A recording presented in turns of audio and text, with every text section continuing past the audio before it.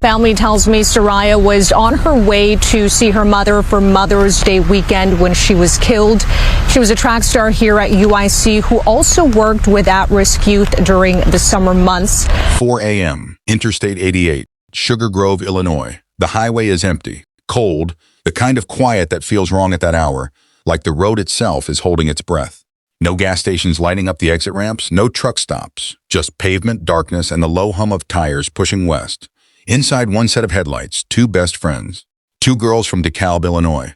One of them had been texting a friend just minutes before, laughing, excited. Her mood was bright. She was almost home. She knew this road, had driven it before. Every curve, every exit sign. And the exit she needed was less than 10 minutes away. 10 minutes. But somewhere ahead, in the same lane she was traveling, another set of headlights was coming. Not from a side road, not from an on-ramp, from the wrong direction. Here is something most people don't know about driving at night.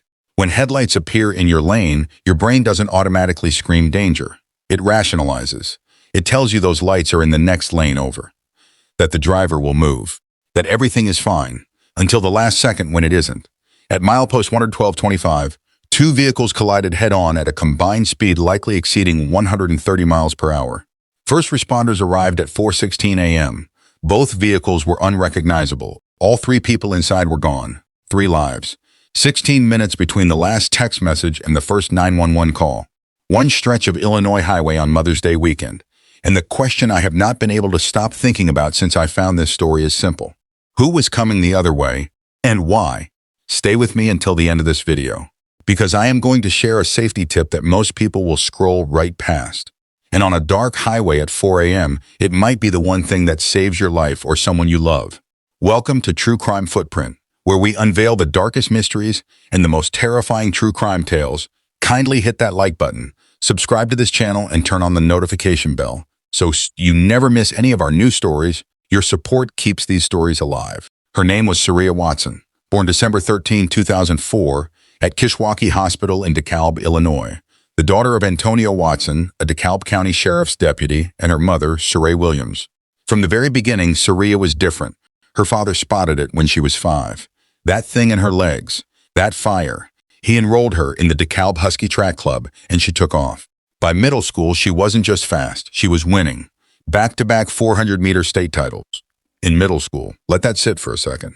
She went to DeKalb High School, ran for the Barb's track team, and graduated with the class of 2023. College programs came calling. She earned an athletic scholarship to the University of Illinois, Chicago, competing as a junior sprinter for the UIC Flames while majoring in sports management. Her personal bests were the kind that take most athletes 4 years to reach.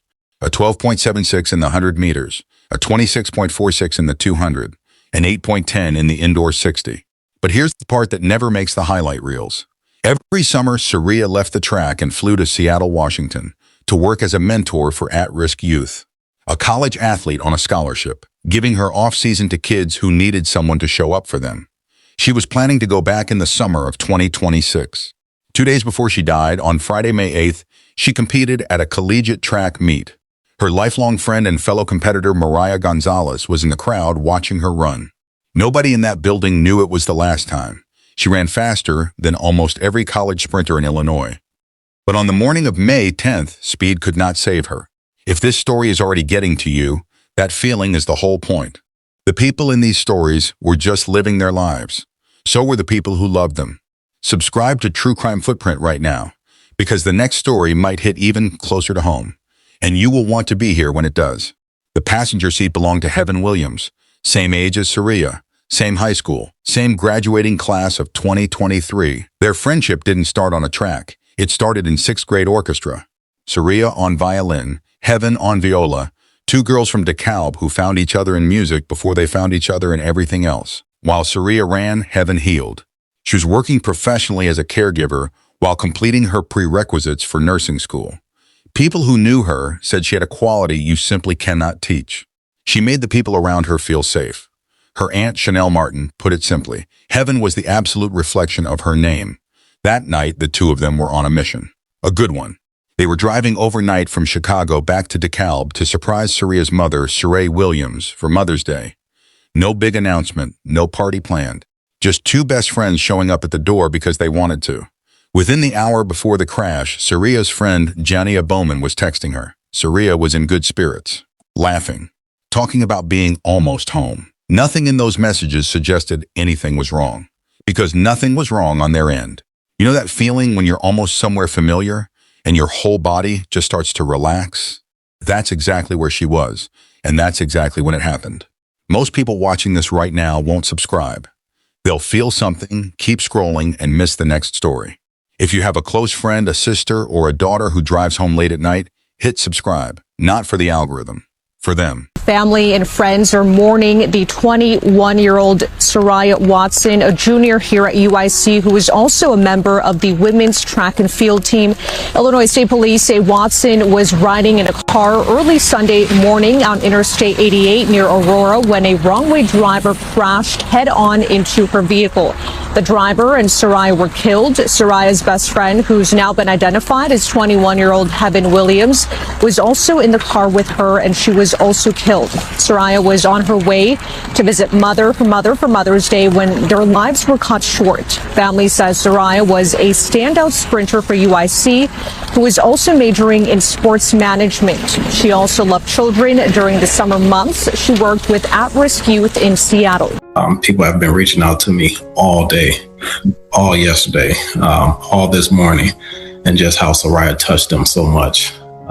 And I know exactly what they're talking about, because every time Sariyah was around me, she just lit up the room. She was just a flame that would brighten up any room and warm your heart, and she became a UIC flame, until that flame was dimmed. Her life was cut short, unfortunately. Jonathan Rivera was 32 years old. He lived in Melrose Park, Illinois, roughly 45 minutes east of where the crash occurred. Investigators were working to trace his route that morning, his exact entry point onto the highway, and his physical condition before impact. What they confirmed is this. At approximately 4 a.m., Rivera was driving eastbound inside the westbound lanes of Interstate 88, going the wrong way on a controlled access interstate. Sariyah was westbound, correct lane, doing everything right. At milepost 112.25, just west of the Route 47 interchange near Sugar Grove, both vehicles met head-on. Combined closing speed likely exceeding 130 miles per hour. At that velocity, the crash is not something you walk away from. The crumple zones collapse, the safety systems get overwhelmed, and the human body absorbs force it was never built to survive. First responders arrived at 4:16 a.m. All 3 occupants were pronounced dead at the scene. Kane County Coroner Monica Silva confirmed the cause for all 3. Multiple blunt force trauma from high-velocity vehicular impact. Post-mortem toxicology was collected from Rivera. Results are still pending. Here is the number that is going to stay with you. Over 70% of wrong-way highway crashes happen between midnight and 5 a.m. This collision happened at exactly 4 a.m. Because Rivera died in the crash, no criminal charges can be filed. The investigation shifted to understanding the root cause, not building a prosecution. Now, I promised you something at the very top of this video. If headlights are coming directly at you in your lane at night, do not assume they are in an adjacent lane. Your brain will try to rationalize it. Override that. Move to the rightmost travel lane immediately and reduce your speed. Flash your lights, lean on your horn. Do not swerve left. Then call 911 because that driver is still moving towards someone else. Between midnight and 5 a.m., stay right. Stay alert. Increase your following distance. That window is when it happens most. Sariyah and Heaven had no warning. You now have one. You just learned something most people will scroll right past without ever knowing. If that information protects one person you love on a late-night drive, you already know what to do. Subscribe to True Crime Footprint, because this is not just storytelling. Some nights it might actually save a life. Life is so unfair sometimes. It's hard trying to understand why someone with so much life, love, or purpose was taken so soon. Dozens of friends, family, and classmates of the 21-year-old best friends killed last weekend gathered at DeKalb High School Saturday evening, a chance to talk and hug and remember, and release balloons in their memory.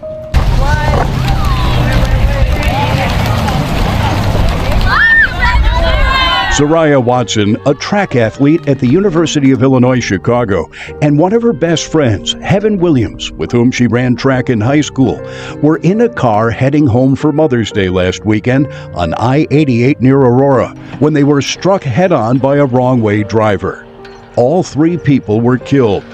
The balloon launch and gathering was organized by Kashia Stevenson. I was a very close friend of Sariyah. I think that to honor the kind of person she was, some people walk into your life quietly and some people leave footprints so deep that you carry them forever. Sariyah was one of those people. She had a way of moving mountains.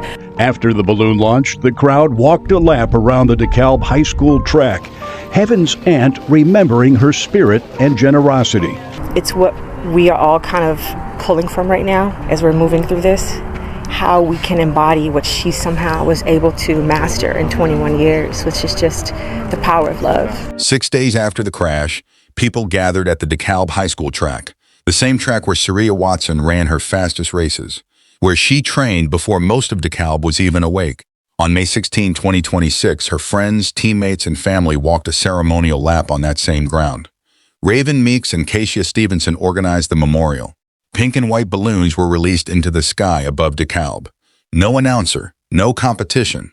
Just people who loved 2 young women trying to find somewhere to put the weight of losing them. At the University of Illinois Chicago, Athletic Director Andrea Williams released a formal statement of condolence.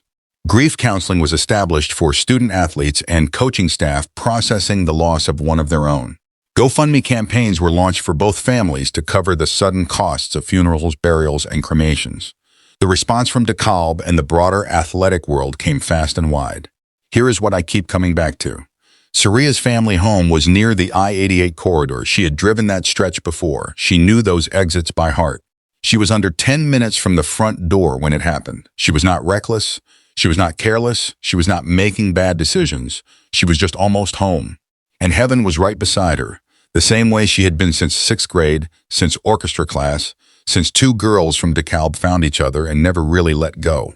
If this story moved you, share it. Pass it to someone who drives late at night. Like it. Subscribe. The people in this story were real. The more this content reaches people, the more lives it has a chance of touching. And if you watch this entire video and you're still not going to subscribe, go to the comments right now and tell me why. Tell me exactly what kind of story it would take to finally make you stay. Type it out. I want to read every single one. Because that comment section is about to get very interesting. To the families of Sariyah Watson and Heaven Williams. Your daughters were brilliant, purposeful, and full of life. This channel will not let their names be forgotten. Thank you for watching to the end. Your time and attention mean everything to us. Stay informed, stay vigilant, and above all, stay safe. See you on our next video.